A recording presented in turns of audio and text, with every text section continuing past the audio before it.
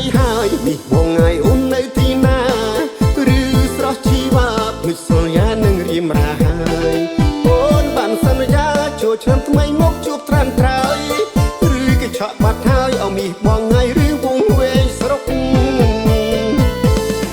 គ្រាន់តែលឺឆ្កែព្រុងបងស្នោះដល់មុខត្រានត្រើយអោស្នេហ៍បងអើយកាលរូបបងស្កាត់មកជួបស្រីមុខបងមកទាន់ក៏ដេញគប់បងឡើងហុយដីបងស្នោះណាស់ថ្លៃជួយពេទ្យទាំងថ្ងៃដេអស់10គ្នា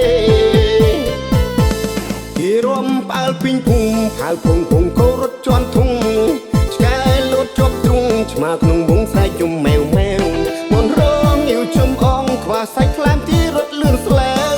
សួរអទីអតើមិនងឿនពូលើឋានរត់តាមគេ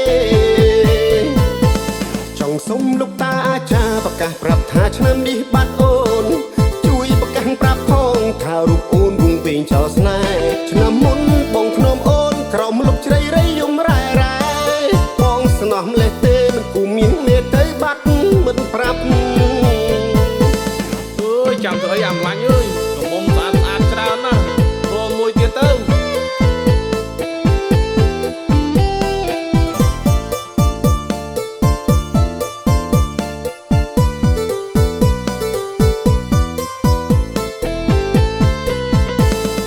ចូលឆ្នាំថ្មីហើយនេះបងងាយអូននៅទីណាឬស្រស់ជីវ៉ាភ្លេចសន្យានឹងរៀមរាហើយអូនបានសន្យាចូលឆ្នាំថ្មីមកជួបត្រានត្រើយឬក៏ឆក់បាត់ហើយអមីបងងាយឬវងវែងស្រុកគ្រាន់តែលឺឆ្កែព្រុងបងស្នោះដល់មុខត្រានត្រើយអោស្នេហ៍បងអើយកាលរូបបងស្កាត់មកជួបស្រីមុខបងមកទាន់ក៏ដេញគប់បងឡើងហុយដី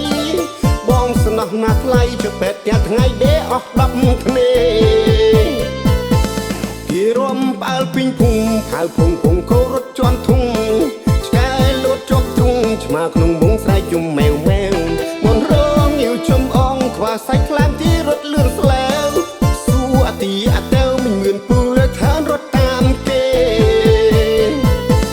ចង់សុំលោកតាអាចារ្យប្រកាសប្រាប់ថាឆ្នាំនេះបាត់អូនជួយប្រកាសប្រាប់ផងថារូបអូនវងវែងចោលស្នេហ៍ឆ្នាំមុន